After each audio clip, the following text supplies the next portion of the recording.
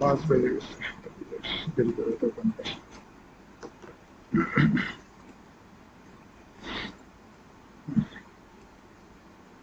ঠিক আছে।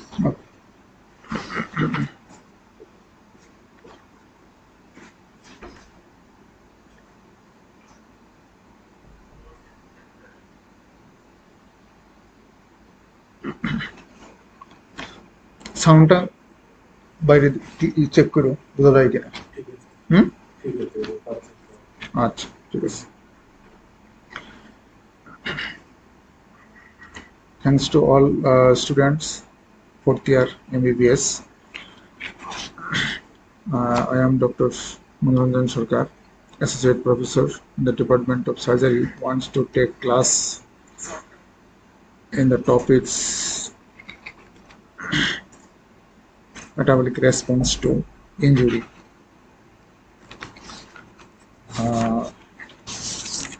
Today's topic is relatively difficult for the fourth year student, but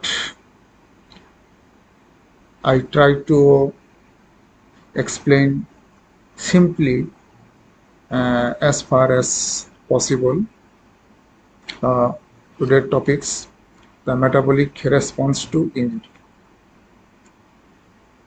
Actually, the injury হওয়ার পরে আমাদের বডিতে যে কিছু চেঞ্জ হয়, সেই চেঞ্জটা কি ধরনের হয়, তোমরা এটা খুব ভালো করে বোঝার চেষ্টা করবে।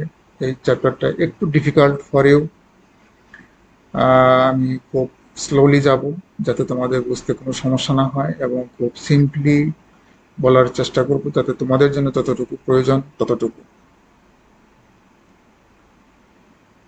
Actually, responses to injury are in general the beneficial to the host and allow healing and survival. তার অর্থ যে ইনজুরির পরে যে বডিতে যে রেসপন্স হয়, সেই রেসপন্সটা actually beneficial, but in short term. একটা লং টার্ম যদি সেই রেসপন্স থেকে যায় তাহলে সেটা বেনিফিশিয়াল না, হার্মফুল। তাহলে শর্ট টার্ম রেসপন্স, এবং এটা হিলিং এবং পেশেন্টের লাইফ সার্ভাইভালের জন্য ইম্পর্ট্যান্ট। তা আমাদের বডির যে ইন্টারনাল এনভায়রনমেন্ট, অথবা আমরা যেটাকে মিলি ইন্টেরিয়র বলে থাকি, তোমরা ফিজিওলজিতে অলরেডি পড়েছ যে milieu interior of our body, that is the internal environment of our body. এখানে একটা কনস্ট্যান্ট কন্ডিশন থাকে, যেটার কারণে আমাদের নর্মাল বডি ওয়ার্ক স্মুথলি চলে। এই যে একটা কনস্ট্যান্সি, এটাকে বলা হয় হোমিওস্ট্যাসিস। এই টার্মটাও তোমরা ফিজিওলজিতে পড়েছ। তাহলে homeostasis is the foundation of normal physiology. Actually এই the coordinated physiological process which maintain most of the steady states of our body, এটা কি বলা হয় হোমিওস্ট্যাসিস। তাহলে কোঅর্ডিনেটেড ফিজিওলজিক্যাল প্রসেস, তাহলে কার সাথে কোঅর্ডিনেশন হবে?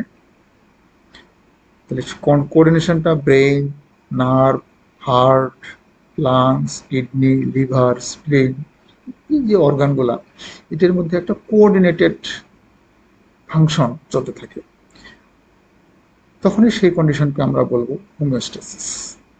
এখন যখনই কোনো ইনজুরি হয়, তো এই হোমিওস্ট্যাটিক কন্ডিশনটা ডিসরাপশন হয়, চেঞ্জ হয়। যে চেঞ্জগুলো আসে, সেই চেঞ্জগুলোকে আমরা রেসপন্স টু ইনজুরি বলে থাকি। তাহলে কি কি ধরনের মেটাবলিক রেসপন্স হয় সেটা আমাদের হচ্ছে আলোচ্য বিষয়। তাহলে বডির মেটাবলিজমের যে চেঞ্জ কার কারণে হচ্ছে? ইনজুরির কারণে। এবং তখনই এই হোমিওস্ট্যাটিক যে কন্ডিশনটা, that is the coordinated physiological process of different organ is disrupted. তাহলে কিছুটা চেঞ্জ হয়ে যায়। এইটাই হলো মেইন থিম। এখন কি কি ধরনের চেঞ্জ হয়, কিভাবে হয়, সেটা আমরা আলোচনা করার চেষ্টা করব।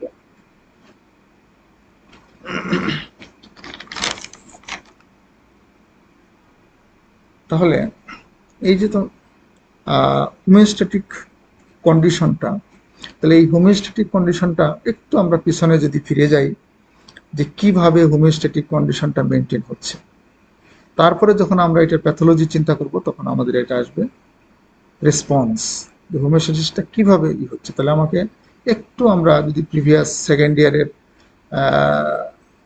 সেই হোমিওস্ট্যাসিস ফিজিওলজির হোমিওস্ট্যাসিস সম্বন্ধে যদি একটু আমরা ফাংশনাল কম্পোনেন্ট নিয়ে আলোচনা করি, তাহলে আমাদের এটা বোঝার জন্য সুবিধা হবে। তাহলে কীরকম the classical homeostatic control system, কীরকম এটা, এই কন্ট্রোল সিস্টেমটা কীভাবে কাজ করে। তাহলে এখানে একটা সিগন্যাল ডিরেক্টর থাকে, একটা সিগন্যাল, যে কোথায় বডির কোথায় কোনো প্রবলেম হচ্ছে, সেই সিগন্যালটা বডিতে সেন্সরি সিস্টেমের মাধ্যমে একটা নির্দিষ্ট অর্গানে আসবে, সেটা একটা পাথ হয়ে আছে। তাহলে সিগন্যাল ডিটেক্টর, তাহলে সিগন্যাল ডিটেক্টর থাকবে একটা অংশ, তারপরে সেই সিগন্যালকে প্রসেস করবে বডি, তাহলে সেখানেও কিছু অর্গান ইনভলভমেন্ট থাকবে। তারপরে সেই প্রসেসরটা তার রেসপন্স করার জন্য কিছু ডিসিশন মেকিং করবে এবং সেটাই বডিতে অ্যাপ্লাই করবে, এটাকে বলা হয় ইফেক্টর। তাহলে তিনটা কম্পোনেন্ট, একটা হলো সিগন্যাল ডিটেক্টর, তাহলে সিগন্যাল ডিটেক্ট করার জন্য কিছু সিস্টেম এখানে ইনভলভমেন্ট থাকবে, এবং সেখানে processor, brain and other organs, সেগুলোকে প্রসেস করবে যে কী ধরনের সিগন্যাল দেওয়া যেতে পারে, আর এটাকে মোটর সিস্টেম ইফেক্টর করবে। তাহলে এটা কিভাবে রেগুলেটেড হচ্ছে, it is regulated by negative feedback loop. তাহলে একটা সিগন্যাল আসবে, সেটা আমার বডিতে ডিফারেন্ট অর্গান দ্বারা প্রসেস হবে এবং সেটা ইফেক্টর হবে। তাহলে এই যে ইফেক্টর সিগন্যাল আসলো এবং সেটার প্রতি আবার ইফেক্টর হলো, এটা নেগেটিভ ফিডব্যাক মাধ্যমে, এই একটা লুপের মাধ্যমে এটা কন্ট্রোল হয়। এইটা কখনো কখনো এটা ওপেন লুপ হয়ে যেতে পারে। কীরকম হতে পারে, where only with the medical or surgical resuscitation of the primary abnormality is returned to classical homeostasis possible.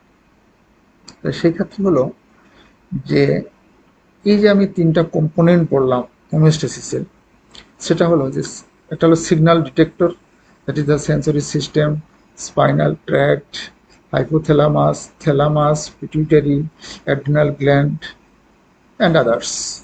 এই যে একটা এটা, তাহলে সিগন্যাল ডিটেক্টর সেন্সরি কম্পোনেন্ট আসলো, থ্যালামাস, হাইপোথ্যালামাস, পিটুইটারি গ্ল্যান্ড, এটা প্রসেস করে একটা ইফেক্ট করবে, সেই ইফেক্টটা মোটর চলে আসে।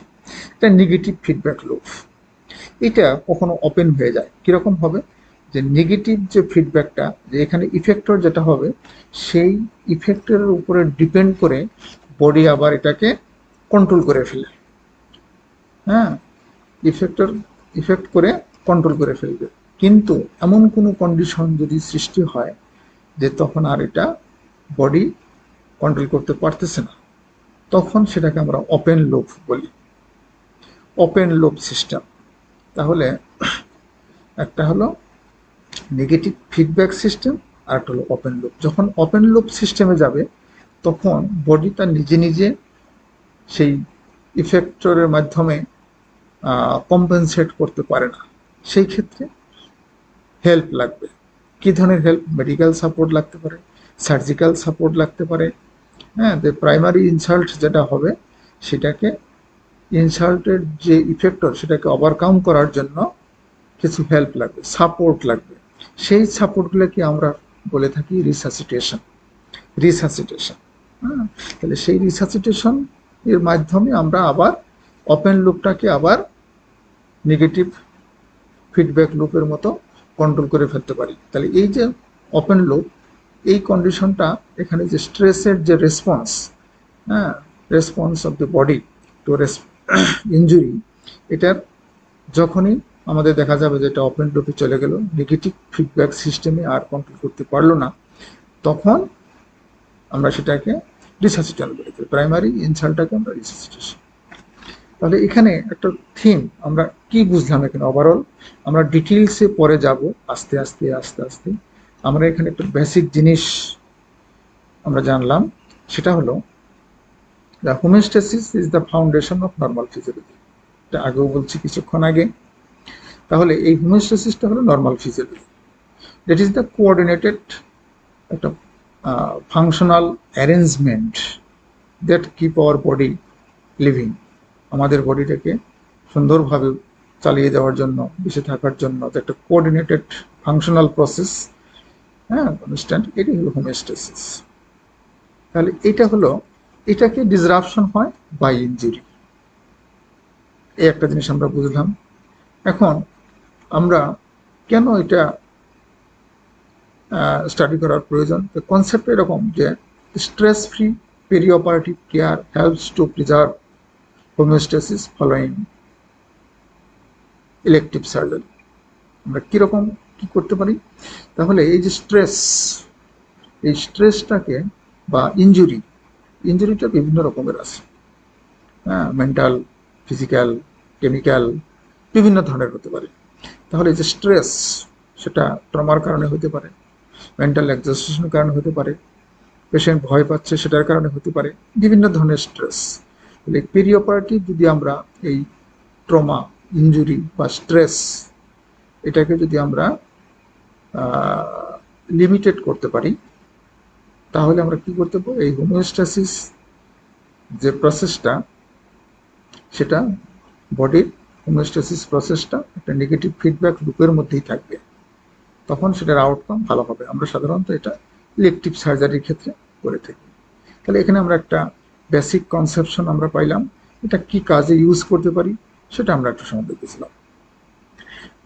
রিসাসিটেশন একটা কথা, টার্ম আসলো কিছুক্ষণ আগে, রিসাসিটেশন, সার্জিক্যাল ইন্টারভেনশন অথবা critical care can return the severely injured patients to a situation in which homeostasis become possible once again. কিছুক্ষণ আগে আমি যেটা বললাম, তাহলে এটা ওই যে ওপেন লোব সিস্টেমে যখন পেশেন্ট চলে যায়, তখন আমরা কি করি, রিসাসিটেশন করি, সার্জিক্যাল ইন্টারভেনশন করি, ক্রিটিক্যাল কেয়ার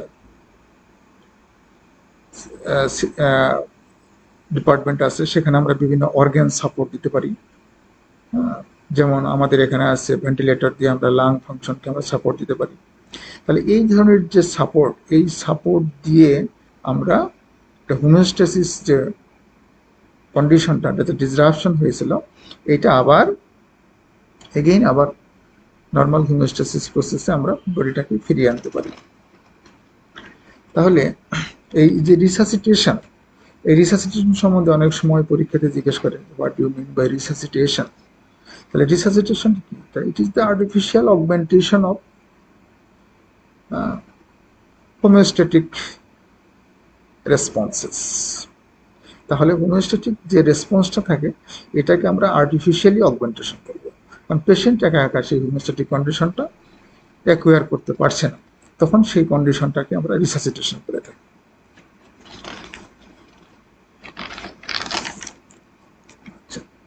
এখন এই যে বডির রেসপন্স, আমরা এখন একটা একটা করে আস্তে আস্তে আমরা একটু ডিটেলসে আসবো। আমরা একটা থিম তো জানলাম যে একটা বডির হোমিওস্ট্যাটিক কন্ডিশন থাকে, একটা ইনজুরি হওয়ার পর সেই হোমিওস্ট্যাটিক কন্ডিশনটাকে ডিসরাপশন হয়, এবং নর্মালি এটা নেগেটিভ ফিডব্যাক কন্ট্রোল সিস্টেমে কন্ট্রোল হয়। যখন এটা পারে না, তখন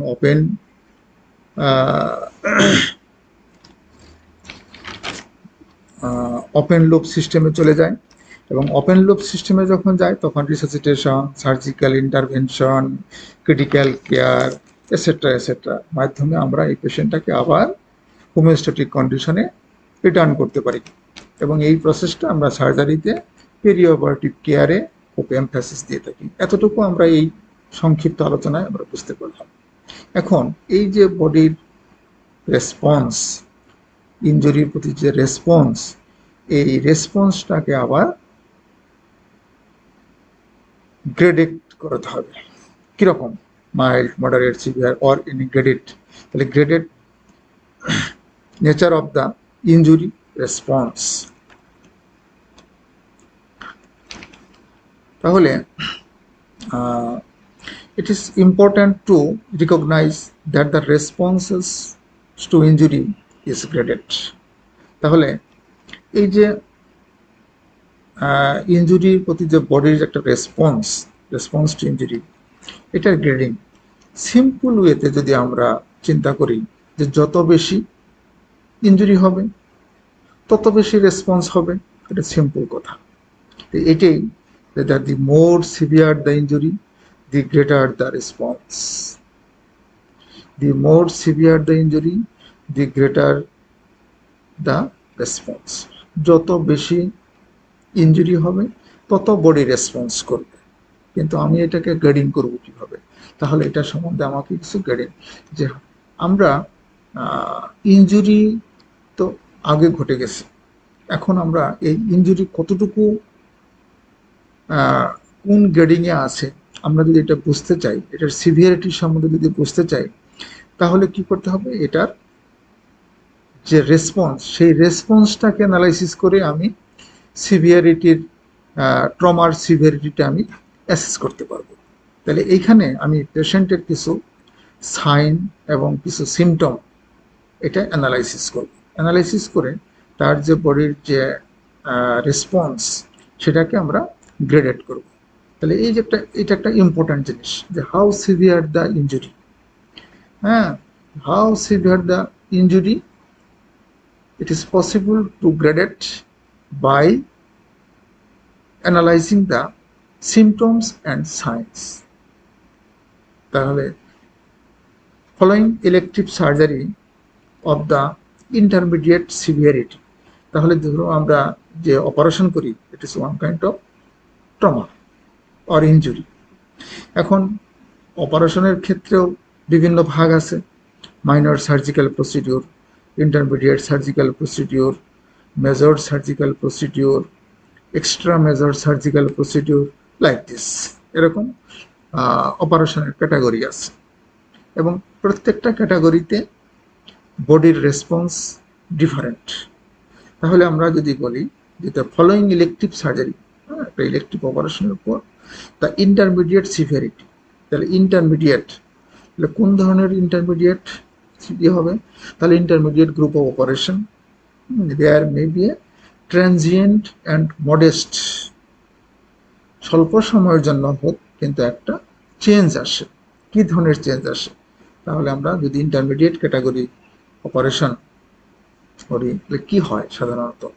যেমন রাইজ ইন টেম্পারেচার, এটা একটু বডি টেম্পারেচার বাড়বে, rise in heart rate, rise in respiratory rate, energy expenditure and peripheral WBC count, এটা একটু রাইজ করবে। তাহলে এই ধরনের যে চেঞ্জগুলা আমরা এগুলো কিছু ক্লিনিক্যাল এক্সামিনেশন এবং কিছু ইনভেস্টিগেশন এগুলো করে আমরা পেশেন্টের তো কোন ধরনের, তা আমরা এই রেসপন্সগুলো দেখি আমরা ট্রমার সিভিয়ারিটি সম্বন্ধে আমরা একটু গ্রেডেড করতে পারি। তাহলে ইউজুয়ালি দেখা যাচ্ছে যেটা ইন্টারমিডিয়েট সিভিয়ারিটি অপারেশন পর সাধারণত বডি টেম্পারেচার একটু রাইজ করবে, একটু হার্ট রেট একটু বাড়বে, রেসপিরেটরি রেট একটু বাড়বে, এনার্জি এক্সপেন্ডিচার একটু বেশি হবে, হ্যাঁ, এবং WBC কাউন্ট একটু বাড়বে। আর যদি মেজর ট্রমা হয় তাহলে কীরকম হবে? মেজর অপারেশন অথবা এক্সট্রা মেজর অপারেশন অথবা কোনো সেপসিস, অপারেশন হয় নাই, সেপসিস, হ্যাঁ, সেপসিস, তাহলে কী চেঞ্জ আসবে? হ্যাঁ, তাহলে এই চেঞ্জগুলো আরও এক্সেলারেটেড হবে, এক্সেলারেটেড হবে। সেই ক্ষেত্রে আমরা কি ধরনের চেঞ্জ পেতে পারি? একটা হলো systemic inflammatory response syndrome, SARS, SIRS, hyper metabolism, marked metabolism, shock, patient শকে যেতে পারে, মাল্টি অর্গান ডিসফাংশন সিন্ড্রোম হতে পারে, বিভিন্ন ধরনের, যে কিডনি ফাংশন কমে যাচ্ছে,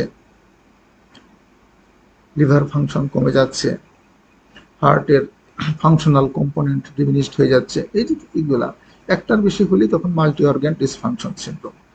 তাহলে শক কিভাবে হয় এটাও তোমরা শক চ্যাপ্টারে পড়েছো। তাহলে একটা ইন্টারমিডিয়েট টাইপ অফ ইঞ্জুরি অথবা ইন্টারমিডিয়েট ইলেকটিভ সার্জারির ক্ষেত্রে যে চেঞ্জ আসবে, একটা মেজর অপারেশনের পর সাধারণত সেই ধরনের চেঞ্জ হবে না, আর সেই চেঞ্জগুলো আরও এক্সাজারেটেড হবে। তাহলে এই যে exaggerated form of sign symptoms, হ্যাঁ, এইটার উপর অ্যানালাইসিস করে আমরা এটা গ্রেডিং সম্বন্ধে করতে পারি। এই গ্রেডিংটা ইম্পর্ট্যান্ট।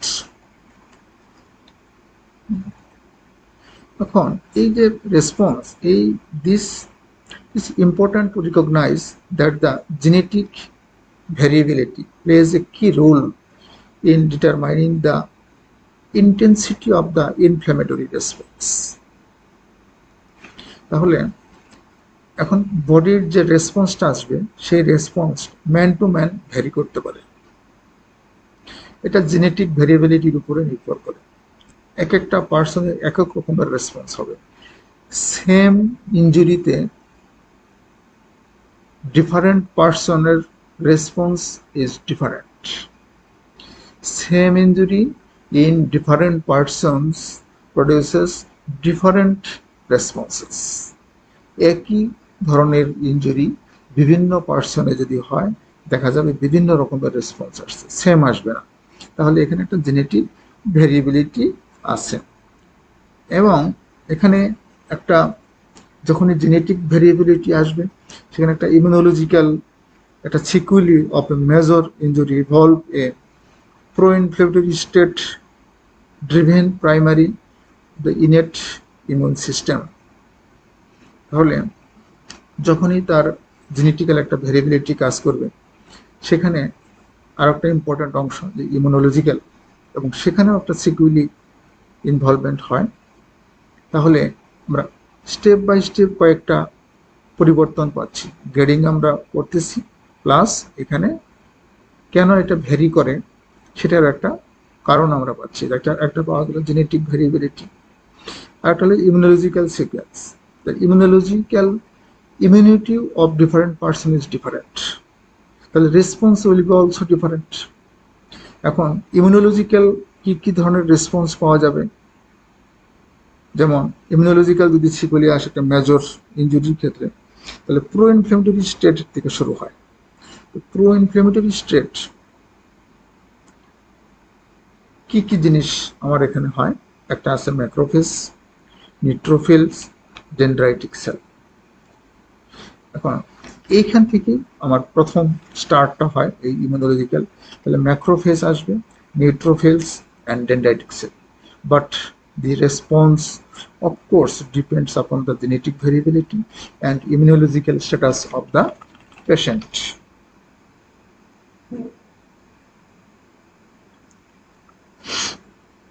তাহলে এই ইমিউনোলজিটা এখানে প্রো ইনফ্লেমেটরি স্টেট থেকে তার এটা স্টার্ট হচ্ছে।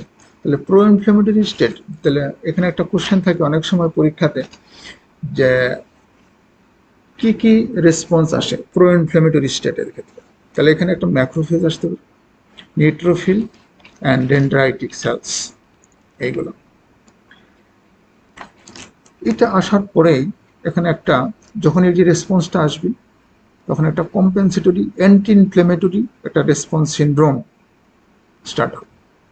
তাহলে প্রথমে হলো যে ইনজুরি হওয়ার পর একটা ইনফ্লেমেটরি স্ট্রেস, একটা প্রো ইনফ্লেমেটরি স্ট্রেস থেকে শুরু হবে, এবং এই ইনফ্লেমেটরি স্ট্রেসের পরেই আবার একটা অ্যান্টি ইনফ্লেমেটরি প্রসেস সিস্টেম আবার বডিতে ডেভেলপ করে। তার মানে একটার এগেনস্টে আর একটা আসতেছে। তাহলে একটা হলো যে ইনজুরি হলো, ইনজুরির কারণে বডিতে কিছু চেঞ্জ আসবে, এটা প্রাইমারিলি একদম প্রো ইনফ্লেমেটরি স্টেট থেকেই স্টার্ট হয়। তাহলে প্রো ইনফ্লেমেটরি কী কী ধরনের ইমিউনোলজিক্যাল সেলস থাকে, এই তিনটা সেলের নাম ইম্পর্টেন্ট, অনেক সময় এমসিকিউতে থাকে, পরীক্ষাতে জিজ্ঞেস করে কী কী থাকে, macrophage, neutrophil and dendritic cell. তারপরে এটা কম্পেনসেটরি অ্যান্টি ইনফ্লেমেটরি রেসপন্স সিনড্রোমও আসতে পারে। এখন যখন এই প্রো ইনফ্লেমেটরি স্টেজ ট্রাইগার হবে, তারপরে এটা আবার anti inflammatory response syndrome start হবে, তখন কি হবে, তখন ইমিউনিটিটা আবার একটু সাপ্রেস হবে। তাহলে ইমিউনিটিটা তখন একটু সাপ্রেস হবে। আর কি হবে, যখন ইমিউনিটি সাপ্রেস হবে তখন diminished response resistance to infection, তখন কি হবে, ইনফেকশন, তাহলে বডিতে তখন ইনফেকশন স্প্রেডিং বেশি হবে, তাহলে ইমিউনিটি সাপ্রেস হওয়াটা ইনফেকশন স্প্রেডিং এর জন্য হেল্প করতেছে। এখন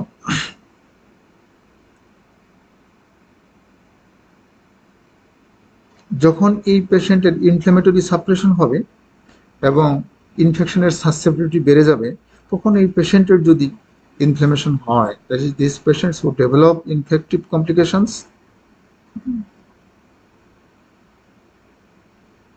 তাহলে এটার will drive ongoing systemic inflammation. তাহলে তখন কি হবে, যে ইনফেকশনের টা বডিতে স্প্রেড করে গেল, তখন কি হবে, সিস্টেমিক ইনফ্লামেটরি চেঞ্জ আসবে আর অ্যাকিউট ফেস একটা রেসপন্স আসবে, আর কি হবে, ক্যাটাবলিজম কন্টিনিউ হবে। তাহলে আমরা এখানে যদি আবার একটু রিভিউ করি, তাহলে কি ধরনের ঘটনা ঘটলো, আমরা এই গ্রেডিং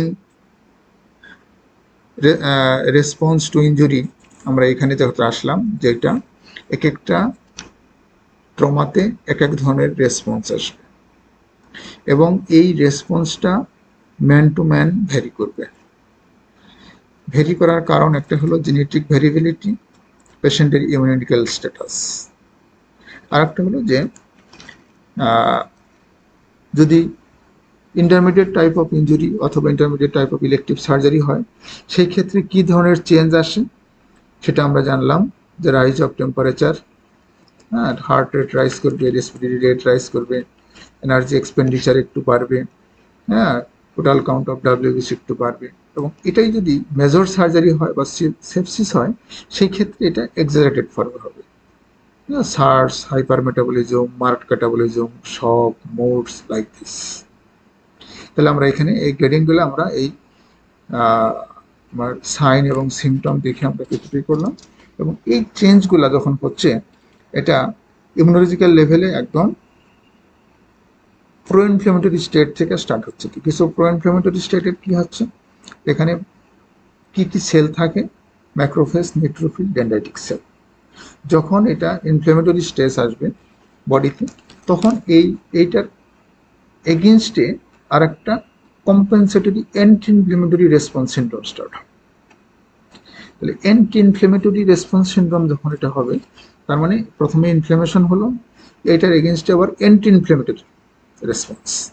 যখনই এই রেসপন্স শুরু হবে, তখন ইমিউনিটিটা নর্মাল যা ছিল আগে তার সাথে একটু কমে যাবে, আর কি হবে, তাহলে ডিমিনিশ রেসিস্ট্যান্স টু ইনফেকশন, তার মানে ইনফেকশনের সাসেপ্টিবিলিটি বাড়বে।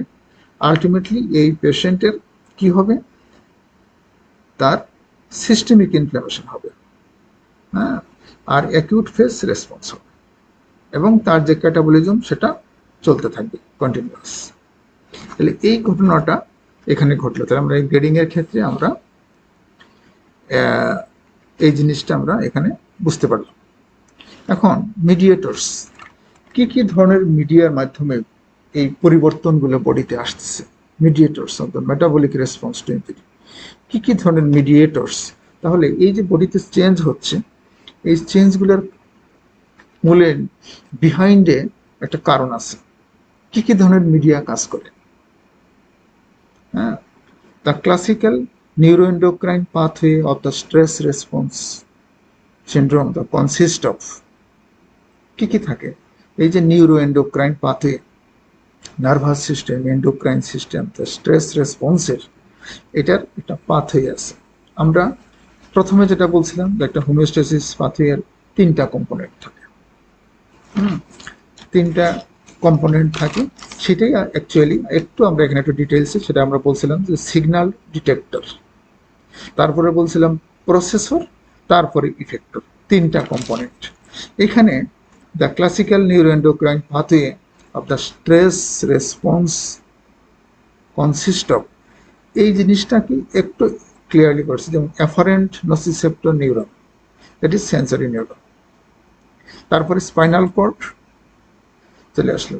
তাহলে এটাই হলো তোমার এই অংশটা, এই যে দুইটা অংশ, এই দুইটা অংশ আগের সেই সিগন্যাল ডিটেক্টর, হোমিওস্ট্যাসিসের সিগন্যাল ডিটেক্টর। কি ধরনের ডিটেক্টর হলো? Afferent nociceptive neuron, sensory neuron, one type of sensory neuron. Then spinal cord, spinal কর্ডে স্পাইনোথ্যালামিক কর্ডের মাধ্যমে এটা থ্যালামাসে চলে গেল। যখনই থ্যালামাসে যাবে সেখানে যে কি হবে? প্রসেস হবে। তারপরে কিছু হাইপোথ্যালামাসে যাবে, প্রসেস হবে। সেখান থেকে যাবে পিটুইটারি গ্ল্যান্ডে, সেখানে প্রসেস হবে। এই যে গ্ল্যান্ড থেকে তখন ইফেক্টর আসবে, বাট ইফেক্টরটা কিরকম আসবে? By producing a hormone, by producing a মানে হরমোন। দিস সিস্টেম, এটা অনেক সময় জিজ্ঞেস করে পরীক্ষাতে, দ্য মিডিয়েটরস এগুলো কীরকম? তাহলে অ্যাফারেন্ট নসিসেপ্টিক নিউরন এবং স্পাইনাল কর্ড। স্পাইনাল কর্ডের কোন অংশ? স্পাইনোথ্যালামিক কর্ড। তাহলে এই দুইটা আসলে তার প্রসেসিংয়ে থ্যালামাস, হাইপোথ্যালামাস, পিটুইটারি। ইফেক্টরে কি আসবে? দ্য মিডিয়েটরসগুলো আসবে। কি কি ধরনের মিডিয়েটরস আসবে? Different type of mediators. CRF আছে, এসিটিএইচ আছে, হ্যাঁ, বিভিন্ন কর্টিসল, অ্যাড্রেনালিন, বিভিন্ন ধরনের জিনিস। তাহলে এগুলো আসবে ইফেক্টরের ক্ষেত্রে। তাহলে কি আসলো? তাহলে এখানে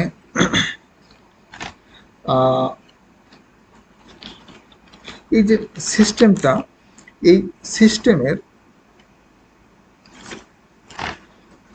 যখন কোনো একটা অ্যাফারেন্ট নসিসেপ্টর নিউরন দিয়ে কোনো আসে, সেটা স্পাইনোথ্যালামিক কর্ড দিয়ে কোথায় যায়? এখানে থ্যালামাসে যাচ্ছে। এখন থ্যালামাসে এখানে কি হচ্ছে? থ্যালামাসে যে প্রসেস হচ্ছে তারপরে চলে যাচ্ছে হাইপোথ্যালামাস। হাইপোথ্যালামাসে কি হবে? এখানে কর্টিকোট্রফিন রিলিজিং ফ্যাক্টর তৈরি হবে। যখন কর্টিকোট্রফিন রিলিজিং ফ্যাক্টর তৈরি করবে, এটা চলে যাবে পিটুইটারিতে। যখন পিটুইটারিতে যাবে তখন সেখানে যাওয়ার প্রসেসিং হয়ে সেটা কি করবে? এসিটিএস ফর্ম করবে, অ্যাড্রেনোকর্টিকোট্রপিক হরমোন। তাহলে অ্যাড্রেনোকর্টিকোট্রপিক হরমোন কি করবে? সেটা অ্যাড্রেনাল গ্ল্যান্ডের উপরে কাজ করবে, সেখানে কর্টিসল ইনক্রিজ করবে। ঠিক সেরকম হাইপোথ্যালামাস থেকে আবার সিআরএফ না এসে সেখান থেকে সিম্প্যাথেটিক নার্ভাস সিস্টেমকে স্টিমুলেট করতে পারে। যদি স্টিমুলেট করে সেই ক্ষেত্রে আবার অ্যাড্রেনালিন গ্ল্যান্ডে সিগন্যাল পাঠাবে এবং সেই সিগন্যালটা অ্যাড্রেনালিন এবং গ্লুকাগন, অ্যাড্রেনালিন এবং গ্লুকাগনকে বাড়িয়ে দিবে। এই একটা system cycle. Neuroendocrine response to injury is biphasic. তাহলে এই যে নিউরোএন্ডোক্রাইন আমি রেসপন্সটা বললাম, তাহলে নার্ভাস এবং এন্ডোক্রাইন।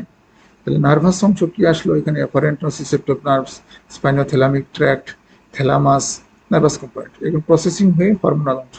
নিউরো এন্ডোক্রাইন, এখানে nervous system as well as endocrine system. তাহলে এটাকে বলা হয়েছে বাইফেজিক, মানে দুইটা ফেজ। কিরকম? অ্যাকিউট ফেজ আর একটা ক্রনিক ফেজ। অ্যাকিউট ফেজে একটা অংশ হয় আর একটা ক্রনিক ফেজ একটা অংশ হয়। অ্যাকিউট ফেজের ক্যারেক্টারিস্টিক্স কিরকম? যা অ্যাকিউট ফেজেতে characterized by an actively secreting pituitary and elevated counter regulatory hormones. কিরকম হয়? Acute phase. তাহলে অ্যাকিউট ফেজের ক্ষেত্রে এখানে পিটুইটারি থেকে hormone regulation and elevated counter regulatory hormone. কি কি এটার এগেনস্টে হচ্ছে? কর্টিসল, গ্লুকাগন, অ্যাড্রেনালিন, হ্যাঁ, এইগুলো আসতেছে। এই যে চেঞ্জগুলো আসছে, এই চেঞ্জগুলো কিন্তু beneficial for the short term, but long term is not beneficial. যেটা আমরা প্রথমেই বলেছি যে যত ইনজুরি, যত ধরনের রেসপন্স আছে ইনজুরির,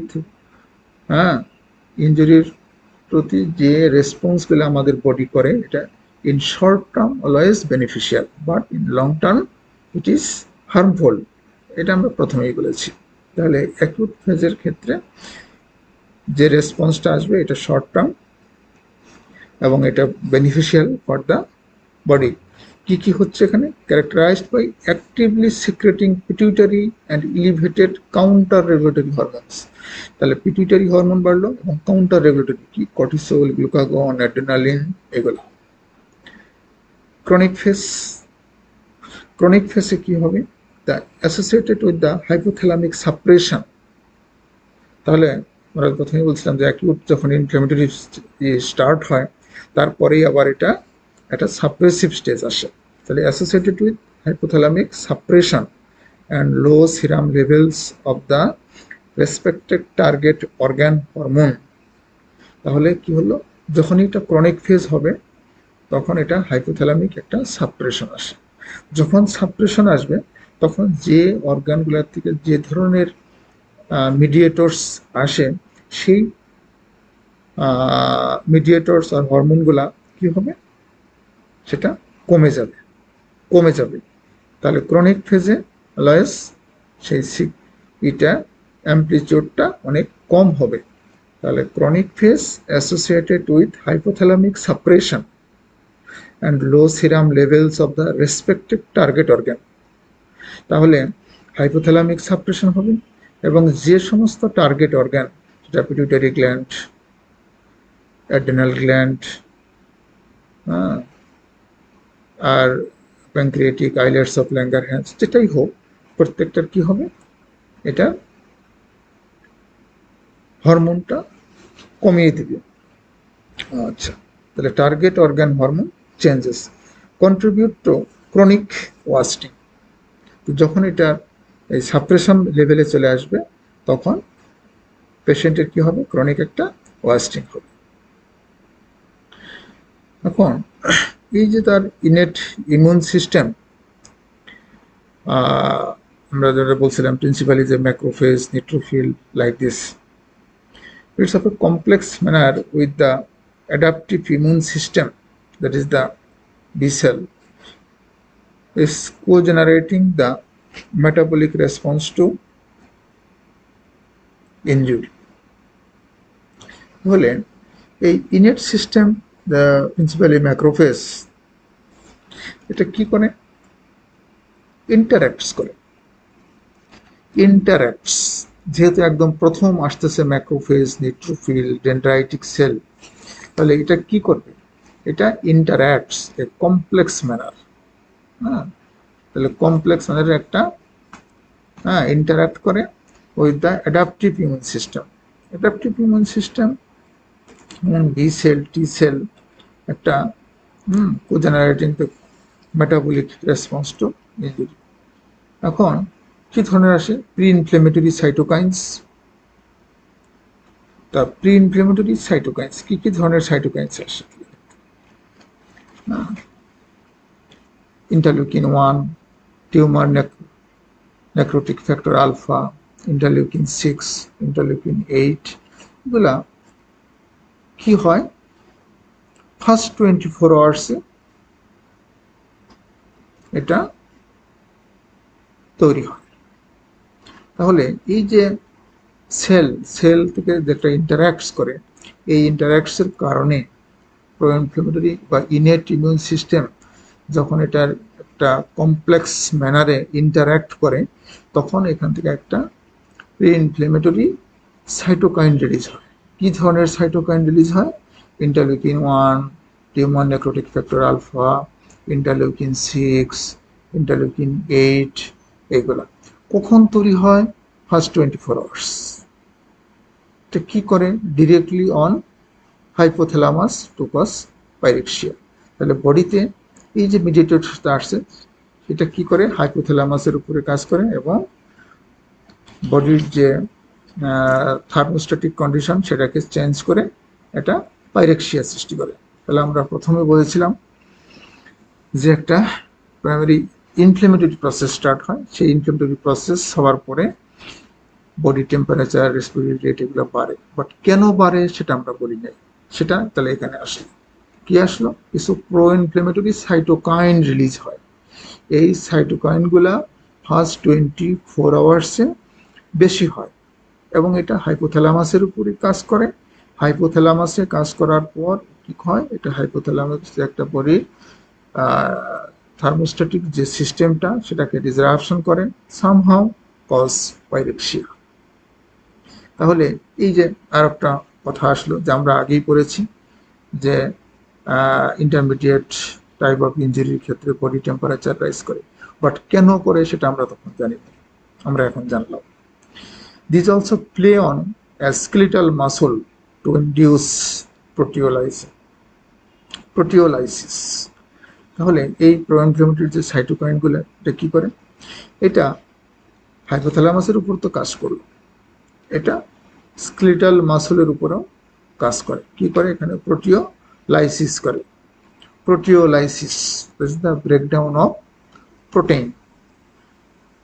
আলটিমেটলি রেজাল্ট কি হচ্ছে, increase production of acute phase protein from liver. এখন এই যে একটা কথা আসলো যে অ্যাকিউট ফেজ প্রোটিন, তাহলে এই অ্যাকিউট ফেজে এই প্রোটিনগুলা লিভারের প্রোডাকশন শুরু হলো। এখন এই যে প্রো ইনফ্ল্যামেটরি সাইটোকাইন, এটা আর একটা কমপ্লেক্স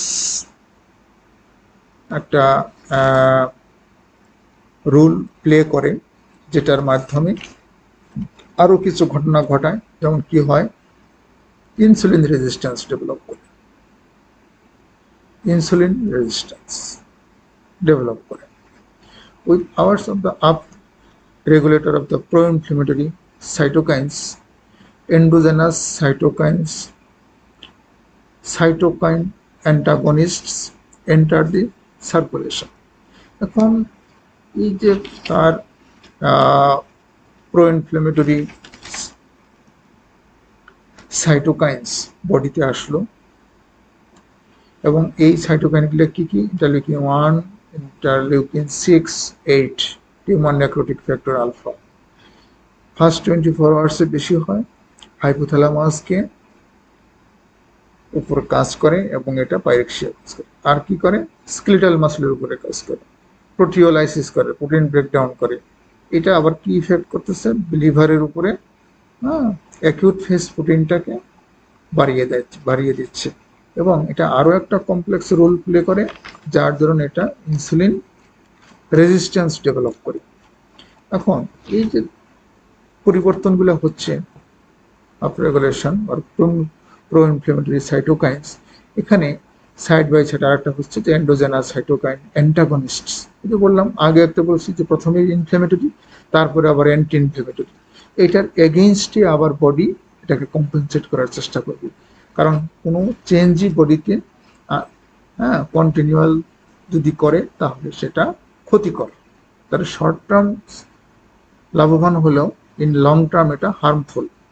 এই জন্য এন্ডোজেনাস সাইটোকাইন অ্যান্টাগনিস্টস। তাহলে এই যে প্রো-ইনফ্ল্যামেটরি সাইটোকাইন তৈরি হলো, এটার অ্যান্টাগনিস্ট আবার স্টার্ট হয়ে যাবে, এন্টার দি সার্কুলেশন।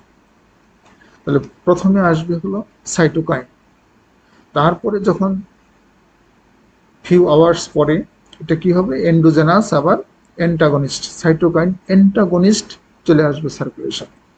কি ধরনের অ্যান্টাগনিস্ট আসবে, তাহলে interleukin 1 receptor antagonist, tumour necrotic factor soluble receptor থাকতে পারে 55, 57 লাইক দিস, নাম্বার হিসেবে উল্লেখ করা হয়। This acts to control the pro-inflammatory response. তাহলে এই যে জিনিসটা, এটা তোমাকে প্রথমে একটু ইন শর্ট বুঝতে হবে, যে প্রথমে থিমটা বুঝতে হবে, যে প্রথমে একটা স্ট্রেস আসলো, ইনজুরি আসলো, সেই ইনজুরির কারণে বডিতে একটা রেসপন্স করবে। তাহলে সেই রেসপন্সটা কোথার থেকে স্টার্ট হয়েছে, একদম ইনেট ইমিউন সিস্টেম থেকে স্টার্ট হচ্ছে। এখানে কিছু প্রো-ইনফ্ল্যামেটরি সেল থাকে, সেই সেলগুলোর উপরে প্রথমে কাজ করে, সেই সেলগুলোর নাম আমরা বলেছি। তারপর কি হবে, এখান থেকে যখন এটা স্টিমুলেশন হলো, তখন এখান থেকে প্রো-ইনফ্ল্যামেটরি সাইটোকাইন রিলিজ হবে, সেল থেকে সাইটোকাইন রিলিজ হবে। সেই সাইটোকাইন যখন রিলিজ হবে, সেই সাইটোকাইনকে আবার ইনহিবিট করার জন্য তার অ্যান্টাগনিস্ট, প্রো-ইনফ্ল্যামেটরি যে সাইটোকাইন তৈরি হচ্ছে, এটার এগেনস্টে আবার আরেকটা অ্যান্টাগনিস্ট তৈরি হবে বডিতে, সেটাও বডির থেকেই তৈরি হবে। সেখানে বলছি কি ধরনের, সেটাই হলো ইন্টারলিউকিন। আগে বলছিলাম ইন্টারলিউকিন 1, আর এখানে আমরা বলতেছি ইন্টারলিউকিন 1 রিসেপ্টর অ্যান্টাগনিস্ট। আগে বলছিলাম টিউমার নেক্রোটিক ফ্যাক্টর আলফা, আমরা এখানে বলছি tumour necrotic factor soluble receptor 55, 75 like this. তাহলে এই যে সিস্টেমটা চালু হলো, এই সিস্টেমটা কেন হয়েছে? এটা প্রো ইনফ্লেমেটরি যে রেসপন্স, সেটা যেন আনলিমিটেডলি চলতে না পারে। তাহলে this acts to control the pro inflammatory response. তাহলে বডিতে যে প্রো ইনফ্লেমেটরি রেসপন্স হয়েছে, সেটাকেও আবার সাম আফটার সাম টাইম সেটাকে থামানোর জন্য এই সিস্টেম আবার অ্যাক্টিভেট হয়ে গেল। তাহলে এই যে ঘটনাটা, এই স্টেপগুলো তোমরা একটু মনে রাখার চেষ্টা করো। তারপরে কোথায় কিভাবে হচ্ছে তখন আবার বারবার করতে হবে, কারণ এটা একবার পরে তোমাদের খুব একটা বেশি মনে থাকবে না, বারবার করতে হবে। প্রথমে থিমটা পড়বে, তারপরে হলো সেটার কারণ কেন হচ্ছে সেটা তোমরা একটু পরে আবার ডিটেলস পড়বে। তো এই জন্য স্টেপ ওয়াইজ তোমরা আসবে। তাহলে আপনার complex series of adaptive changes, the immunosuppression occurs and there is a chance of opportunistic infection. এখন এই যে অ্যান্টাগনিস্টটা আসলো, সেই অ্যান্টাগনিস্টটাকে প্রো ইনফ্লেমেটরি সাইটোকাইনকে কন্ট্রোল করার জন্য অ্যান্টাগনিস্ট চলে আসলো। যখনই অ্যান্টাগনিস্ট আসলো তখন কি হলো? ইমিউনোসাপ্রেশন হলো। তাহলে আগে এই যে ইমিউনোসাপ্রেশন হচ্ছে, এটা আমরা আগেও বলেছি, কিন্তু কিভাবে হচ্ছে সেই ইমিউনোসাপ্রেশন, কেন হচ্ছে সেটা আমরা বলি নাই। আমরা এখানে সেটা উল্লেখ করলাম, কেন কিভাবে ইনফ্লেমেটরি স্টেট স্টার্ট হইল প্রো ইনফ্লেমেটরি সেল থেকে, ইনফ্লেমেশন হওয়ার পরে কিভাবে আবার অ্যান্টি ইনফ্লেমেটরি অ্যান্টাগনিস্ট আসলো, সেই অ্যান্টাগনিস্ট আসা কেন আসলো? To control the pro inflammatory response. তাতে কি হয়ে গেল? আলটিমেটলি রেজাল্ট, তার ইনেট ইমিউনিটির সাপ্রেশন হবে। যখন ইমিউনিটি সাপ্রেশন হবে, পেশেন্টের সেপসিস ইনফেকশনের সাসেপ্টেবিলিটি বেড়ে যাবে। তখন পেশেন্টের কি হয়? হসপিটালে থাকা অবস্থায় তখন এই যে চান্স অফ অপরচুনিস্টিক ইনফেকশন অথবা নজোকোমিয়াল ইনফেকশন যেটাকে আমরা বলে থাকি, হ্যাঁ, নজোকোমিয়াল ইনফেকশন, তখন এই যে নজোকোমিয়াল ইনফেকশন হয়। যে পেশেন্ট একটা স্ট্রেসফুল কন্ডিশন নিয়ে পেশেন্ট হসপিটালে আসে, আসার পর এই অপরচুনিস্টিক ইনফেকশন বা নজোকোমিয়াল ইনফেকশন অথবা হসপিটাল অ্যাকুয়ার্ড ইনফেকশন স্টার্ট হয়। তার মেকানিজম হলো এটা। তাহলে সব কিছুর মূলেই হলো স্ট্রেস, তারপরেই তার রেসপন্স। সেই রেসপন্স, ডিফারেন্ট টাইপ অফ রেসপন্সের কারণে ডিফারেন্ট টাইপ অফ চেঞ্জ হচ্ছে আমাদের বডিতে। আরও অনেক কিছু, তা আমরা মনে হয় যে আমরা নেক্সট ক্লাসে এরপর থেকে কন্টিনিউ করব। আমি আর আগাইতে চাচ্ছি না। তোমরা যেটাটুকু পড়ানো হলো এইটুক তোমরা ভালো করে আবার পড়বে, বোঝার চেষ্টা করবে। নেক্সট ক্লাস এটার কন্টিনিউশন হিসেবে এই যে মেটাবলিক যে স্ট্রেস রেসপন্স, এটা আমরা যেহেতু সার্জারি ডিপার্টমেন্টে, আমরা সার্জিক্যাল সম্বন্ধেই আমরা বেশি এমফাসিস দিব। তাহলে metabolic stress response to surgery or trauma, এটার বিভিন্ন ফেজ আছে। এই ফেজগুলোর সম্বন্ধে আমরা আলোচনা করব নেক্সট ক্লাসে। নেক্সট ক্লাসে আমরা metabolic stress response to surgery and trauma, এখানে কিছু ফেজ থাকে, আমি একটু বলে দিই। একটা এফ ফেজ, ফ্লো ফেজ, একটা মডেল থাকে।